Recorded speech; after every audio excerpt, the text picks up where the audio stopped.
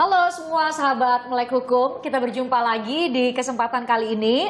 Saya nggak sendiri, saya harus langsung kenalin Prof. Edi Hiarie yang udah hadir juga di studio. Halo Prof. Halo, buka masker dulu lah baru halo-halo, nggak kedengaran. Nih kali ini by the way kita akan bahas soal PSBB juga. PSBB, tapi konteksnya nih Prof, nggak hanya di Jakarta, tapi ada di beberapa tempat itu orang-orang yang misalnya diduga terpapar COVID-19 atau baru dari luar negeri, tapi menolak dikarantina Prof, kan aturannya harus dikarantina tuh. Nah gimana tuh sebenarnya ceritanya, kan nggak ada pengecualian dong? Ya, jadi kalau kita bicara mengenai pembatasan sosial berskala besar, itu berarti kan kita berbicara mengenai Undang-Undang Karantina Kesehatan. Jadi di dalam pasal 9 ayat 1 itu mengatakan bahwa harus mentaati penyelenggaraan karantina kesehatan. Kemudian di pasal 15 ayat 2 huruf C, salah satu bentuk karantina kesehatan itu adalah PSBB, pembatasan sosial berskala besar. Lalu kemudian merujuk lagi pasal 49. Pasal 49 itu di ayat 3 mengatakan bahwa yang namanya pembatasan sosial berskala besar itu harus mendapatkan izin dari menteri. Kemudian ada di dalam pasal berikutnya, pasal 59 itu, lalu dia kemudian mengatur bahwa wujud-wujud dari PSBB, pembatasan sosial berskala besar itu seperti misalnya sekolah secara daring, kemudian fasilitas publik dibatasi, tidak boleh berkerumun, kemudian pasar dibatasi, kemudian orang ya work from home dan lain sebagainya, itu bentuk-bentuk. Yang harus kita paham bahwa PSBB itu tidak dapat gebayah-uyah ya. Gebayah-uyah itu artinya serentak semua disamakan, tidak. Masing-masing daerah berbeda. Tergantung kondisinya. Betul, kondisinya. Oleh karena itu biasanya pengejawantahan dari PSBB itu ada peraturan gubernur atau peraturan kepala daerah untuk disesuaikan dengan daerah masing-masing.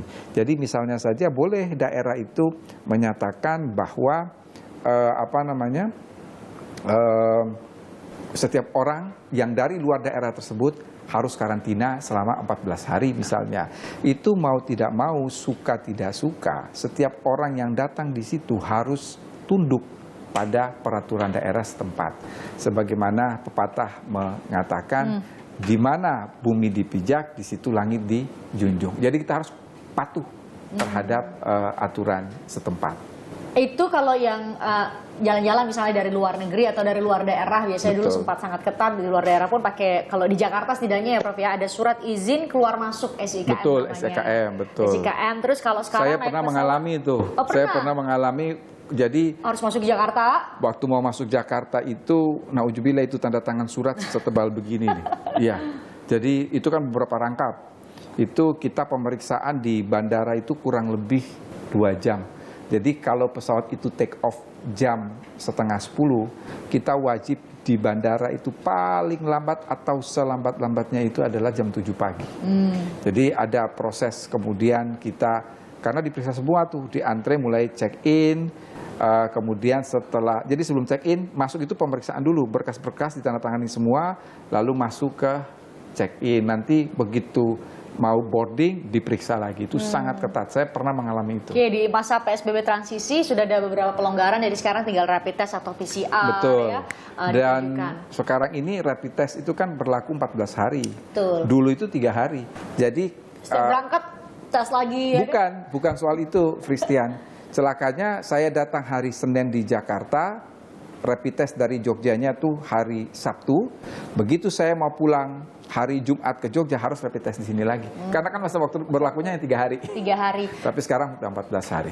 Berarti termasuk sanksinya juga beda-beda ya Prof ya? Misalnya kalau antara Kepulauan Riau, kami punya artikel soal itu, di Kepulauan Riau ada juga yang dia terpapar COVID-19 tapi menolak untuk dikarantina. Ya. Tentu berarti Prof bilang tadi pengejawantahannya kan di peraturan gubernur masing-masing provinsi ya. Betul. Berarti ancaman hukumannya dan bentuk sanksinya pun akan berbeda ya? Akan berbeda, kita akan melihat pada peraturan daerah masing-masing. Dan itu berbeda antara satu daerah dengan daerah lain, tetapi payung hukum itu ada pada pasal 93. Betul. Pasal 93 Undang-Undang Karantina Kesehatan itu mengatakan, itu pasal sapu jaga tuh. Pasal sapu jagat itu bisa dipakai dimanapun, kapanpun, untuk kegiatan apapun, sepanjang itu berkaitan dengan COVID-19. Itu pasal sapu jagat, pasal paling ampuh itu, karena pasalnya terbuka. Jadi dikatakan dalam pasal 93 itu setiap orang yang tidak mentaati aturan karantina kesehatan sebagaimana dimaksud dalam pasal 9 ayat 1.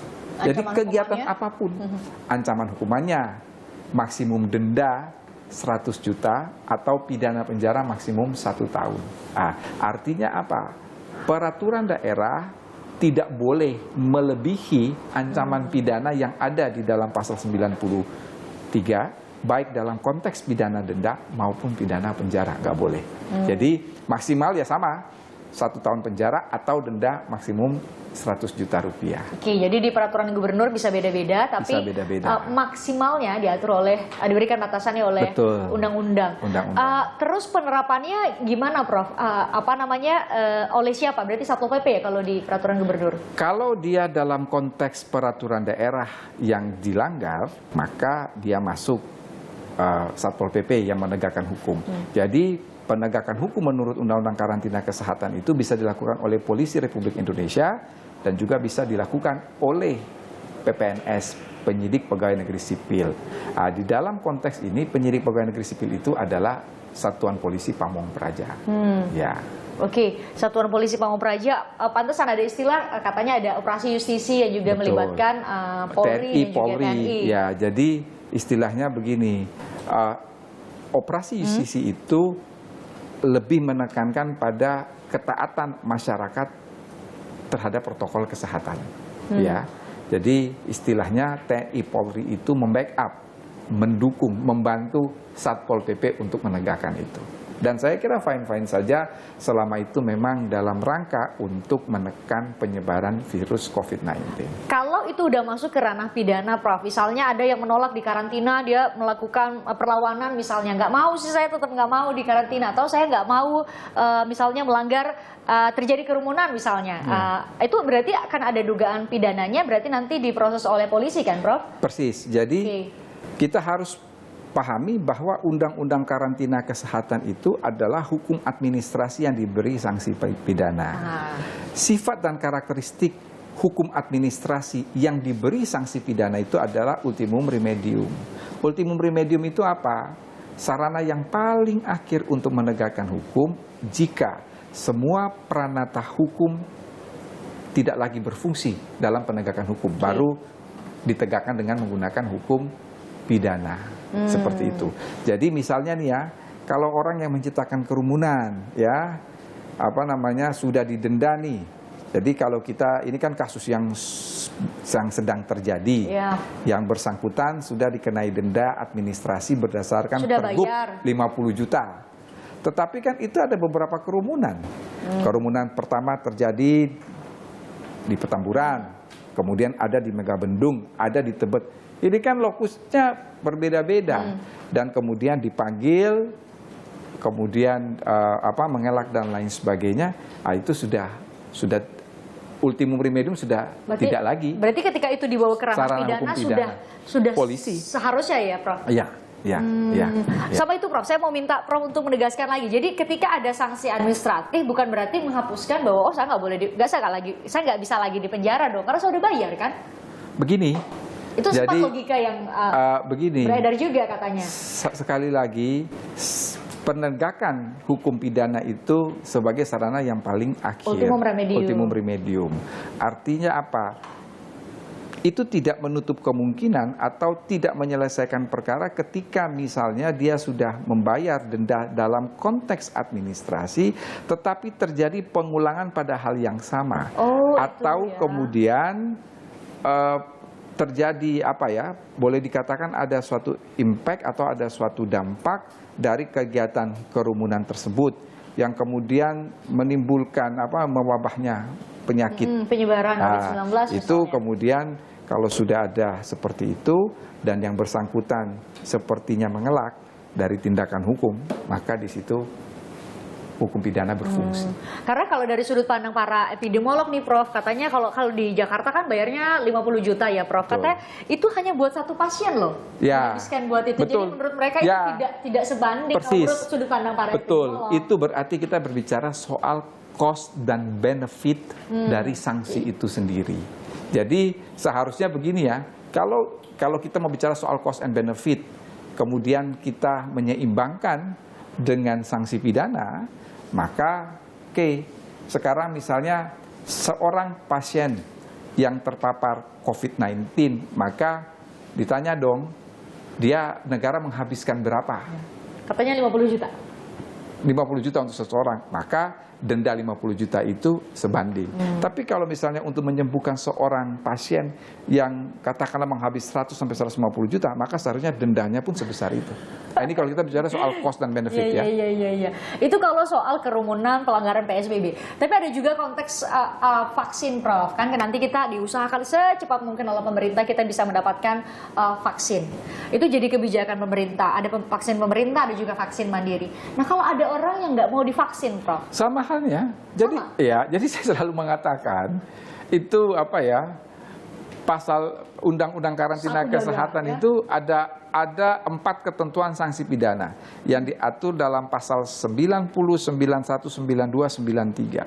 90 itu untuk nakoda, kemudian ada 92 itu untuk pilot, 91 itu untuk pilot, 92 itu untuk pengemudi, 93 itu yang sapu jagat itu.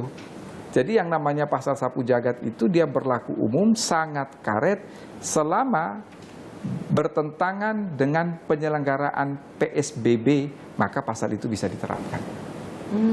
Berarti masuk dalam kategori apapun masuk. Definisi seluas apapun itu masuk. Ya? Memang ya seperti itu. Seperti itu. Tapi juga perlu dijelaskan ya Prof bahwa pemerintah pun sudah harus melalui evaluasi dari Badan POM, dari MUI ya. Persis. Jadi artinya dan saya kira tidak mungkin pemerintah gegabah lalu memerintahkan vaksin terhadap masyarakat padahal itu belum melalui uji klinis. Tidak mungkin. Itu sangat tidak mungkin. Pasti satu sudah ada uji klinis dari BP POM itu Badan Pengawasan Obat dan Makanan, tetapi di sisi lain juga harus memastikan bahwa virus itu oleh Majelis Ulama mengatakan bahwa dia halal, clean dan clear. Nah, saya yakin pemerintah tidak gegabah. Ini udah beberapa bulan kita istilah di Jakarta beberapa ya, ada pembatasan sosial berskala besar, ada juga pembatasan kegiatan masyarakat, ada pembatasan kegiatan masyarakat berskala mikro, macam-macam lah istilahnya Prof. Nah kita mau lihat nih, ternyata setelah beberapa bulan masa pembatasan sosial ternyata masih banyak juga kok yang melanggar. Nanti kita bahas kenapa setelah beberapa bulan masih banyak yang melanggar di Melek Hukum Saudara sesaat lagi.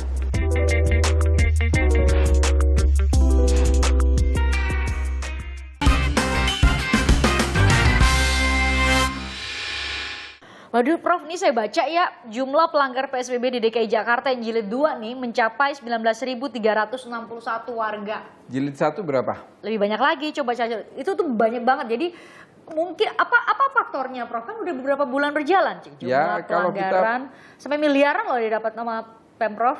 Enggak. Kita lihat PSBB yang pertama berapa jilid pelanggarannya? Jilid 1 berapa? Banyak juga, coba miliaran. Saya sempat ininya. Bukan. Pelanggarannya dulu. Jilid 1, oke. Jilid 1 total ada 15.920. Pelanggaran. Jilid 2 19.000. Jilid 2 19.000. Berarti penegakan hukum tidak berlaku secara efisien dan efektif. Sebab kalau itu berlaku secara efisien dan efektif, maka tingkat pelanggaran itu seharusnya menurun. Kembali lagi, ketika kita berbicara mengenai efisien dan efektif penegakan hukum, maka kita akan bicara pada 4 faktor. Faktor yang pertama adalah substansi dari hukum itu sendiri. Saya kira bahwa undang-undang tentang karantina kesehatan dan berbagai peraturan daerah itu secara substansi tidak ada persoalan. Substansi. Yang kedua, kita akan berbicara soal profesionalisme aparat penegak hukum. Ya. Yang ketiga, kita akan berbicara soal sarana dan prasarana. Dan yang keempat, kita akan berbicara mengenai budaya masyarakat, kesadaran hukum masyarakat. Persoalan kesadaran hukum masyarakat ini saya kira faktor utama penyebab naiknya pelanggaran. Oke. Tetapi harus juga kita lihat Faktor dari lain. persoalan profesionalisme aparat sarana dan prasarana, termasuk kekonsistenan dari pemerintah daerah untuk menerapkan PSBB itu sendiri. Konsisten yang dimaksud misalnya ada satu kerumunan ditindak, misalnya kayak perkawinan-perkawinan kan biasanya dibubarin tuh Prof, perkawinan yang nggak ada izin dan melebihi batas. Berarti kalau terjadi juga kerumunan oleh ormas misalnya, itu juga harus ditindak secara Betul. sama Jadi dong ya, Prof, ya? itu yang kita sesalkan bersama bahwa di Jakarta kita tahu ada salah satu ormas yang kemudian sejak tanggal 10 November itu kemudian secara beruntun kan ada suatu kerumunan massa, dan itu kerumunan massa yang bukan sedikit, yang amat sangat besar.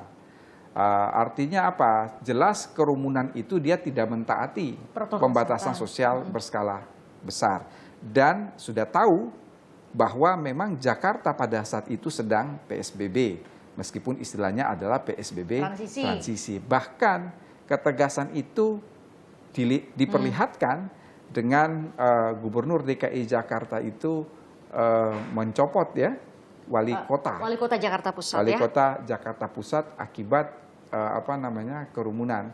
Artinya apa? Tidak bisa mencegah terjadinya kerumunan tersebut. Bahkan kita tahu persis buntut dari kerumunan yang berkepanjangan itu Kapolri mencopot Kapolda Metro Jaya dan Kapolda Jawa Barat. Hanya saja sebagai bentuk kekonsistenan kita, kalau kita mencopot wali kota, ya seharusnya kan kita tidak hadir di dalam kerumunan itu. Seharusnya berarti para pemimpin juga memberikan contoh. Para ya, Prof, pemimpin ya? harus memberikan contoh yang Nanti baik. masyarakat itu yang bagian dari budaya hukum yang tadi kita bicarakan. Kita sebagai Karena budaya hukum itu kesadaran hukum itu adalah inti dari budaya hukum, dan budaya hukum itu dia bersifat otonom dari dalam diri sendiri. Seharusnya begitu. Cuma kita ini kan budaya hukumnya heteronom. Heteronom itu dalam pengertian ya ada aturan, ada sanksi yang tegas, ada penegakan yang efektif. Itu. Jadi kalau Christian bertanya mengapa sampai angka pelanggaran naik, ya dari 15.000 jilid 1 jadi 19.000-an. Itu jawabannya gampang. Penegakan hukum tidak berfungsi secara efisien dan efektif. Sebab kalau dia berfungsi secara efisien dan efektif, seharusnya pelanggaran itu turun. Oke, apalagi kemudian ada operasi justisi, ada ada sweeping di berbagai tempat, Prof. Harusnya itu kan bisa menimbulkan kewaspadaan atau setidaknya ketakutan bagi kita kalau jalan lupa nih pakai masker atau nggak jaga jarak misalnya. Jadi akhirnya itulah, kalau misalnya kesadaran itu bersifat otonom dari dalam diri sendiri, maka ya masker itu adalah sesuatu yang wajib dibawa kemana-mana, ya. Tetapi sekali lagi terkadang kita melihat karena penegakan itu tidak konsisten, sehingga tidak menutup kemungkinan orang lalu berpikir, loh kok dia melanggar tidak ditindak. Ya saya juga ikut-ikutan lah kira-kira seperti itu, meskipun saya katakan itu adalah hal yang salah. Akhirnya narasi seperti itu muncul, Prof, ketika terjadi kerumunan di berbagai tempat di Jakarta. Ada beberapa ahli hukumnya atau tim pengacaranya juga kemudian membandingkan dengan kerumunan di pilkada misalnya, dibandingkan gitu. Terjadi kerumunan beberapa kampanye pilkada oleh sejumlah calon kepala daerah ketika itu ya, calon kepala daerah. Itu kan logika hukumnya gimana, Prof? Ketika kita berusaha untuk memberikan dalil dengan membandingkan dengan kasus lain, ini kok nggak ditindak gitu? Itu beda ranah ya, Prof? Pilkada kan oleh Bawaslu ya, kalau nggak salah. Pertama, saya kira ini kalau kita berbicara soal pembatasan sosial berskala besar, tadi saya katakan masing-masing daerah punya ciri dan karakteristik tersendiri. Oke, itu yang pertama. Yang kedua, Komisi Pemilihan Umum di dalam konteks pilkada tahun 2020 ini sudah amat sangat ketat menciptakan regulasi yang mengutamakan protokol kesehatan, ya. Oleh karena itu saya kira Bawaslu pun harus bertindak tegas berdasarkan peraturan yang dikeluarkan oleh KPU. Dan ini kan kemarin pilkada tanggal 9, berarti 14 hari lagi kita lihat ada tidak klaster baru dari pilkada tersebut. Jadi tanggal Itu 23 lah untuk orang. menjawab kekhawatiran. Dan kita berharap sih tidak. Artinya kalau betul-betul itu tidak terjadi, ya kita harus mengapresiasi pelaksanaan pemilu ini mulai dari KPU-nya, Bawaslu-nya sampai pada tingkat KPPS. Kita berharap sih enggak, ini kan bukan soal menang-menangan mereka yang berpendapat Betul. dulu khawatir, tapi Betul. jangan sampai ada satu lagi nyawa atau berapapun ya Prof Betul, ya. Kita betul. harapkan bisa jangan sampai terpapar COVID-19. Iya. Jangan deh nggak ada klaster baru lagi, tolong jangan kemudian apalagi terjadi lagi kerumunan. Apa bisa jadi juga karena sanksinya kurang tegas, Prof? Ya begini. Sehingga masih meningkat pelanggaran. Begini, sebetulnya saya tidak menyalahkan undang-undang karantina kesehatan itu karena memang sifat dan karakteristik hukum pidana administrasi itu demikian. Dia lebih menekankan pada penegakan hukum secara administrasi. Oleh karena itu dendanya misalnya tadi 100 juta yang dia ekivalenkan dengan maksimum 1 tahun penjara, ya. Karena ya 100 juta itu lumayan banyak untuk ukuran denda ya. Dan artinya kalau itu dilakukan berkali-kali, maka dia harus membayar denda juga kan berkali-kali. Oleh karena itu seingat saya dalam PSBB tahap pertama DKI Jakarta itu sampai miliaran kan sekitar 3 miliar Ya, betul. dari denda akibat pelanggaran protokol Itu dari 250 kesehatan. ribu, 250 ribu loh Betul. yang nggak bawa masker Ya, yang bayar. 3 miliar itu itu lumayan Banyak besar, sekali kan banyak yang, sekali ya. yang melanggar. Jadi kita bisa hitunglah secara matematis kalau tadi PSBB pertama 14.000 pelanggaran dengan nominal 3 miliar itu boleh kita hitunglah kira-kira berapa tuh untuk satu pelanggaran dikenakan denda. Itu pun dikurangin dengan ada bisa jadi yang memilih untuk membersihkan jadi pekerja sosial, membersihkan jalan. Itu meskipun itu tidak ada sebetulnya di dalam undang-undang, itu adalah create by Di penegakan hukum atau terus terang saya tidak melihat detail dari peraturan masing-masing daerah. Tetapi kemudian ada yang sapu jalan, kemudian ada yang disuruh memungut sampah atau sanksi-sanksi yang dalam tanda petik bersifat sanksi-sanksi sosial itu ingin memberikan deterrent effect, efek jerah kepada pelaku untuk tidak lagi mengulangi pelanggaran tersebut. Apalagi di Jakarta sendiri, Prof, itu diterapkan sanksi akumulatif. Jadi pelanggaran pertama 250 ribu, kalau kamu masih ditemukan melanggar lagi dinaikin jadi 500 ribu. Betul. Jadi memang itu ada. Jadi kalau kita bicara mengenai kumulasi dalam penjatuhan sanksi, memang di dalam pelanggaran itu kumulasinya kumulasi murni. Yang namanya kumulasi murni itu ya misalnya melanggar A 250 ribu, B 250 ribu, jadi bertambah terus. 500 ya. gitu harus bayar. Memang stelsel penjatuhan sanksi dalam konteks pelanggaran itu adalah kumulasi murni. Jadi kalau kumulasi murni itu ditambah aja, tinggal dijumlahkan berapa Jadi semakin kali. banyak bikin pelanggaran ya bayarnya banyak Ya, gitu ya. dia bayarnya banyak. Itu memang stelsel. Oke, tapi Prof kita juga harus bilang nih ke Demikian. pemirsa Melek Hukum, bukan berarti bahwa ketika kita merasa mampu untuk membayar, punya uang nih buat bayar sanksi denda, ya udah nggak apa-apa juga kita bikin kerumunan. Karena saya sempat baca itu di media Betul, sosial, Prof. persis. Jadi itu bukan saja dalam konteks. Karena kamu mampu bayar 50 juta ya udah. Itu bukan saja dalam konteks pelanggaran kerumunan. PSBB, tapi secara menyeluruh memang salah satu kritik terhadap pidana denda itu bagi orang yang merasa mampu, bagi mereka yang berkelebihan secara ekonomi, bagi mereka yang kecukupan, itu memang selalu mengatakan ya sebetulnya kita tidak masalah untuk melakukan pelanggaran, toh kita mampu membayar. Itu yang tidak boleh sebetulnya.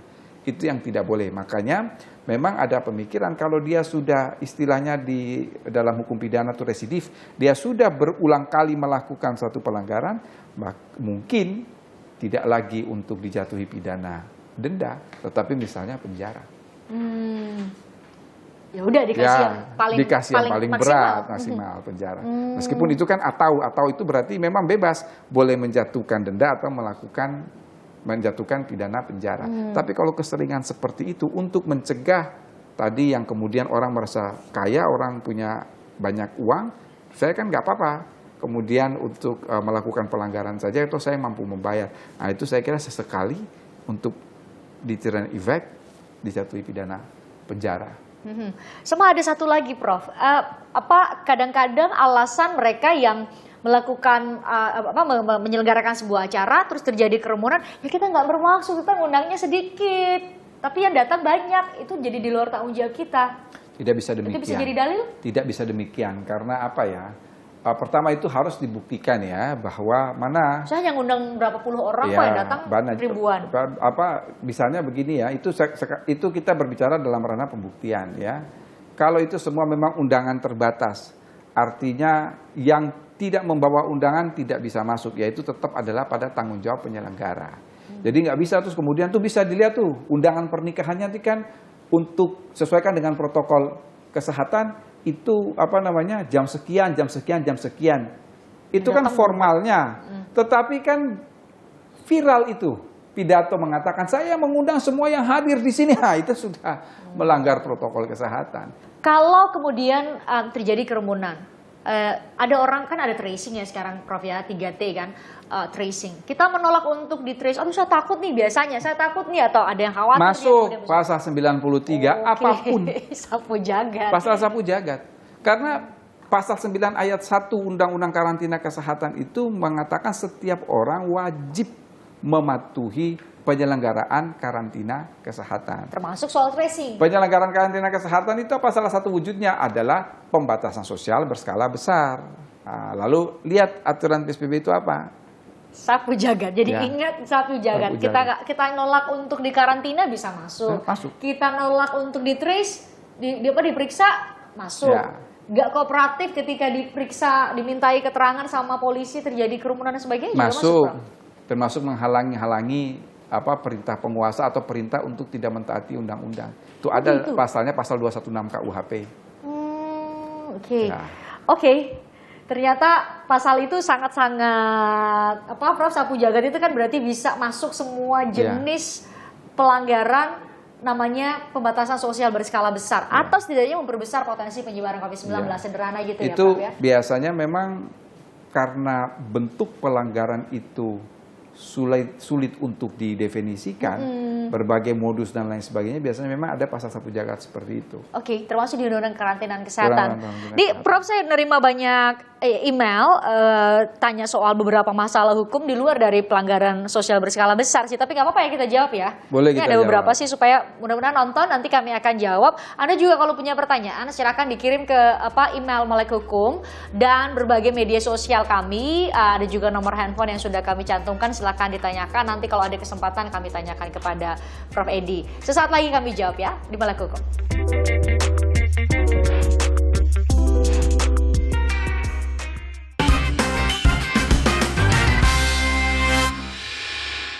Nah, ada beberapa pertanyaan Anda yang sudah kami terima di email. Saya akan tanyakan langsung ke Prof. Saya bacakan ya, Prof ya. Ini dari Ahmad Iwan Zarwani. Prof, tanya dong, kami jasa pengiriman barang dalam kontainer. Pernah kejadian barang hilang di bawah lari supir.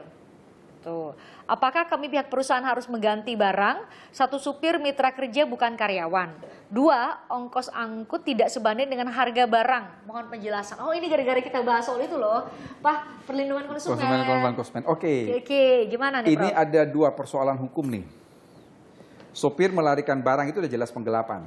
Itu jelas penggelapan. Tanggung jawabnya si supir. Pasti, karena dasar pertanggungjawaban dalam hukum pidana itu adalah pertanggungjawaban pribadi. Itu untuk kasus ini, tapi ada 2 aspek hukum nih, ya. Yang kedua itu harus kita lihat benar perjanjian pengangkutan antara si pihak pengusaha usaha pengangkutan itu dan bagaimana hak-hak konsumen. Harus ada seperti itu. Misalnya kalau barang hilang, maka secara logikanya minimal ganti ruginya adalah senilai barang yang hilang itu. Ganti ruginya, ongkos angkut tidak sebanding dengan harga. Mohon penjelasan. Nggak sebanding, kasihan sekali ya.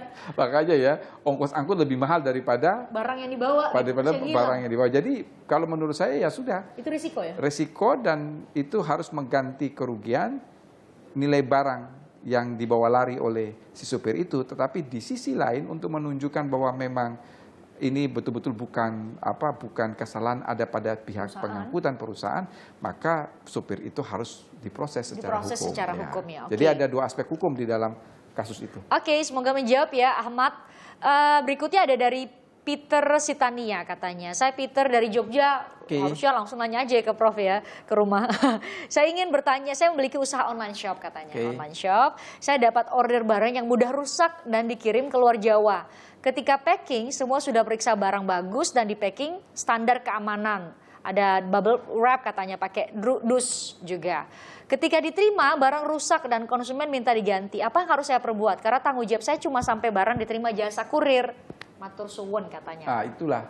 Jadi pada dasarnya tuh kan kita melihat hubungan antara pelaku usaha dan konsumen ini adalah berada dalam konteks keperdataan. Maka biasanya kita yang memesan barang juga harus teliti. Harus teliti ini sebetulnya syarat-syaratnya apa. Dan sebaliknya dari pihak yang menyediakan barang itu juga harus menegaskan tanggung jawab dia itu hanya sampai di mana saja. Tetapi bagi kita konsumen itu sangat lumrah untuk melakukan meminta ganti rugi dong, masa saya terima udah karena rusak dia menerima gitu ya. Barang yang tidak sesuai yang dia pesan. Dan apalagi kalau barang itu sudah rusak. Nah, ini masuk dalam sengketa konsumen antara konsumen dan pelaku usaha. Biasanya kembali lagi penyelesaian itu dapat dilakukan pada masing-masing daerah karena memang perintah Undang-Undang Perlindungan Konsumen itu di masing-masing kabupaten atau kota itu dibentuk Badan Penyelesaian Sengketa Konsumen. Nah, kalau online shop kan berarti bisa jadi pedagangnya ada di daerah mana, saya juga ada di daerah mana kan, Prof? Kembali lagi itu kan sifatnya konsensual. Maka kita lihat ada tidak syarat-syarat dari dari produsen atau pelaku usaha tersebut. Kalau tidak, maka kita kembalikan kepada buku 3 KUH Perdata soal perikatan bahwa gugatan diajukan di tempat tinggal tergugat. Maka ini bisa ditafsirkan kita akan melapor kepada Badan Penyelesaian Sengketa Konsumen di mana tergugat itu atau di mana termohon itu atau orang yang akan kita ajukan keberatan itu berada. Oke, kalau dengar prosesnya ya, Prof, misalnya saya beli barang 75.000 nih, betul. Barangnya rusaknya. Saya tahu pertanyaannya, jadi ongkos penegakan hukum jauh lebih mahal. Ya, jadi ya seperti itu menurut saya lebih baik diselesaikan secara kekeluargaan. Ya udahlah ganti ongkos barang itu 75.000 atau 100.000 selesai daripada dia harus mengajukan gugatan atau penyelesaian. Panjang ya kan datang ke Jakarta kalau dia posisinya di Jogja. Jadi memang penyelesaian secara hukum itu kita akan korban tenaga, kita akan korban waktu, kita akan korban uang, bahkan sangat mungkin kita akan korban perasaan. Makanya Prof selalu ingatkan, itu terakhir deh, upaya terakhir deh jadi kalau bawa saya ke polisi dan lain-lain. Lebih senang penyelesaian segala sesuatu itu di luar hukum. Meskipun saya bidang kajiannya adalah kajian hukum ya, tapi saya lebih menganjurkan untuk penyelesaian segala permasalahan itu, ya istilahnya itu adalah out of court settlement. Penyelesaian di luar peradilan itu jauh lebih elegan dalam pengertian nggak ada lah yang merasa sakit hati ya. Jadi win-win solution lah seperti itu. Sebab itu tadi saya katakan. Jadi kalau kita sudah masuk pada proses hukum itu ada aturan strict to the rule yang tidak bisa kita lewati, tidak bisa kita tawar-tawar. Nah itu tadi. Korban tenaga, korban uang, korban materi, waktu, korban perasaan. Iya.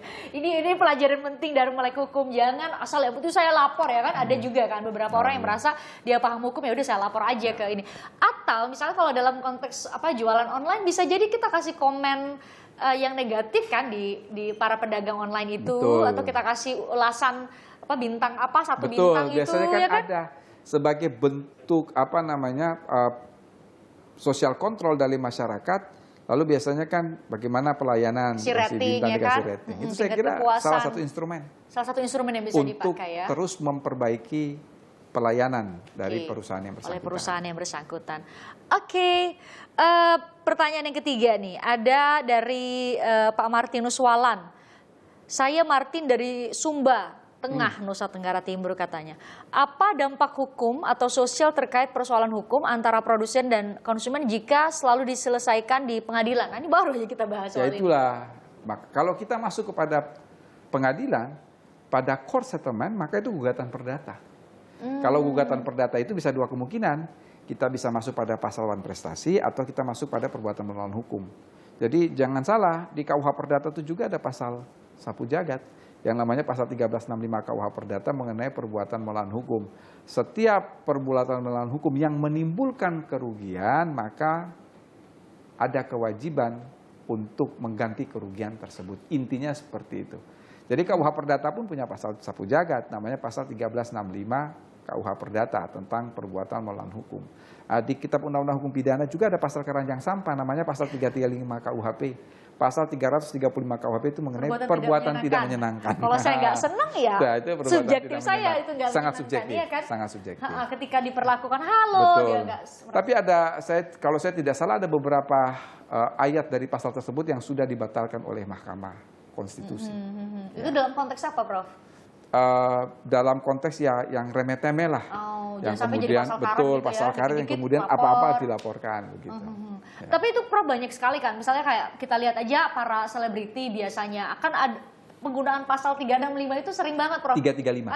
335 itu sering banget, Prof. Perbuatan tidak menyenangkan, saking luasnya definisi dari perbuatan tidak menyenangkan itu. Ya. Tapi para selebriti kita kayaknya banyak juga, Prof. Iya, yang pakai. tapi kalau pasal itu biasanya mereka akan lari kepada penghinaan ya. Jadi bisa ke 310 sampai dengan 321 KUHP mengenai pencemaran nama baik atau penghinaan. Itu pun adalah delik subjektif. Kalau berbicara mengenai delik subjektif, betul, itu betul-betul perasaan seseorang kan ya, dari viktimnya, dari korban.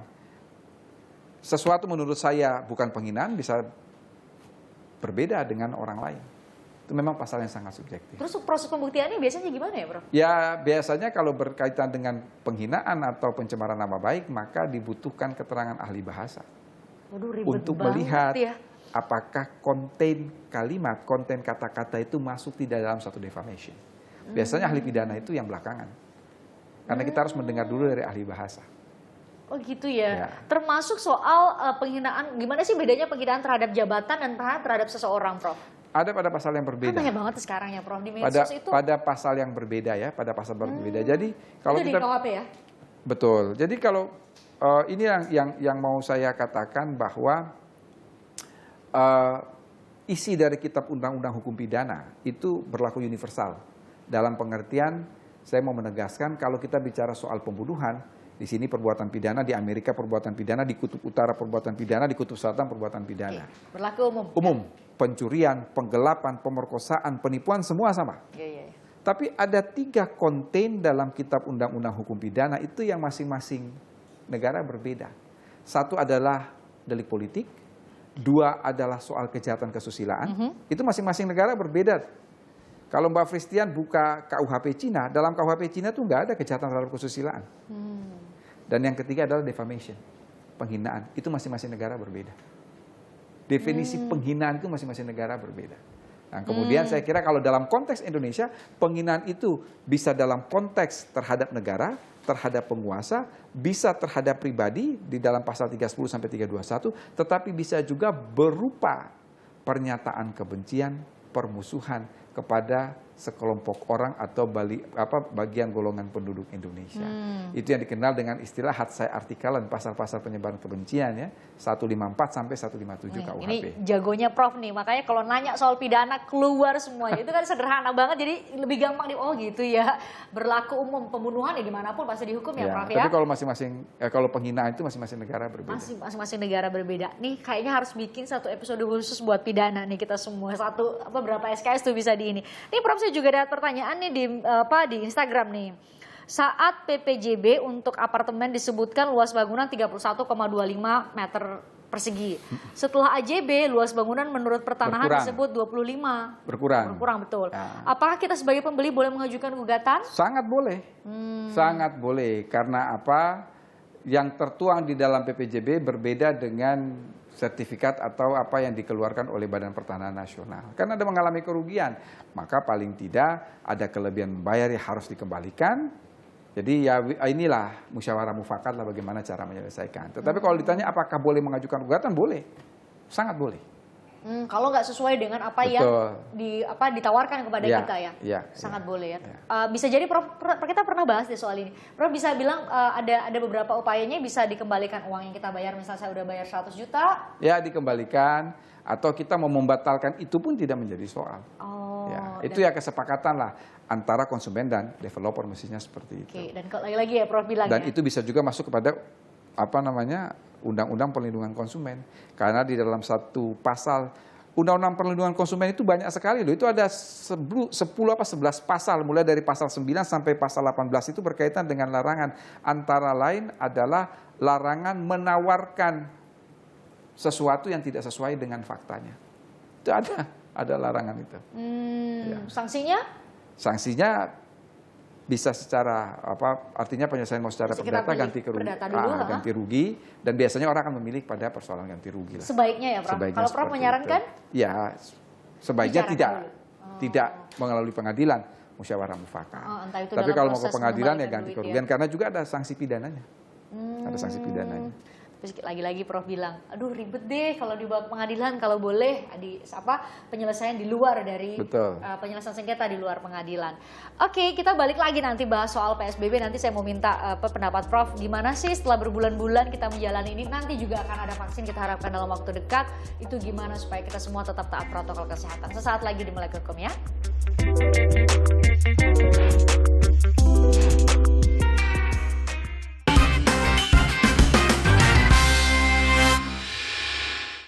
Aduh, ini berarti gimana Prof setelah berbulan-bulan? Makasih ya pertanyaannya. By the way, saya mau ucapin terima kasih dulu. Makasih ya pertanyaannya, silahkan kirim di email Melek Hukum. Terus gimana nih Prof? Udah berbulan-bulan, iya sebentar lagi kita akan ada vaksin. Kita harapkan kita semua bisa dapat ya, baik itu vaksin pemerintah maupun vaksin mandiri. Tapi gimana supaya kita semua tetap taat protokol kesehatan nih Prof? Faktor apa sih? Ya kembali lagi kepada kesadaran hukum setiap masyarakat. Itu yang paling pertama dan utama. Oleh karena itu ada seorang ilmuwan yang bernama Krabbe. Krabbe mengatakan bahwa yang amat sangat penting dalam suatu negara demokrasi yang berdasarkan atas hukum itu adalah kesadaran hukum masyarakat. Ini kita sudah sejak kasus pertama 2 Maret 2020 sampai sekarang Desember, kan berarti sudah berapa bulan nih? 9 bulan lebih kita berada dalam situasi pandemik yang mungkin ini himbauan buat kita, buat Christian, buat saya dan juga buat masyarakat, bahwa kita tahu awal Desember vaksin sudah datang dan kemudian sekitar 3-4 minggu Badan Pengawasan Obat dan Makanan akan menentukan apakah vaksin itu memenuhi standar kesehatan ataukah tidak, dan sudah barang tentu juga akan persetujuan dari Majelis Ulama Indonesia bahwa ini clean dan clear, tidak ada mengandung unsur haram di dalamnya. Yang ingin saya tegaskan di sini bahwa pencegahan penularan penyakit, ingat itu bukan tanggung jawab pemerintah semata. Apalagi mau dikatakan bahwa itu adalah tanggung jawab para dokter dan tenaga medis, kasihan. Mereka berada di garda terdepan, sudah berbulan-bulan meninggalkan keluarga. Kalau tanpa ada kesadaran hukum dari masyarakat, maka usaha pemerintah, usaha para dokter dan tenaga medis akan sia-sia. Satu hal yang terakhir yang mungkin perlu saya tegaskan, meskipun vaksin itu sudah dinyatakan clean dan clear, satu dari sisi Majelis Ulama, yang kedua dari sisi kesehatan, protokol kesehatan itu tetap harus. Itu penting ya. Tetap harus, ya. Karena apa? Kita meminimalisir, menekan seminimal mungkin tingkat penyebaran tersebut. Jadi ya kita memang sudah memiliki imun, tetapi saya kira protokol kesehatan itu memang tetap harus dijaga ya. Paling tidak adalah yang kita selalu mengatakan 3M, mencuci tangan, memakai masker, dan menjaga jarak. Saya kira itu ya yang kita maksudkan dengan kebiasaan baru atau new normal seperti itu. pesan Presiden juga gitu ketika vaksin pertama datang. Prof, thank you, kita pakai lagi maskernya karena udah selesai Melek Hukum, nggak terasa ya 1 jam kita bicara soal berbagai masalah hukum. Ada juga kalau punya pertanyaan silakan disampaikan ke email Melek Hukum, berbagai media sosial kami dan juga nomor WhatsApp yang sudah kami cantumkan. Thank you Prof, thank you juga buat Anda yang sudah nonton. Kita jumpa lagi di lain kesempatan. Sehat selalu buat kita semua.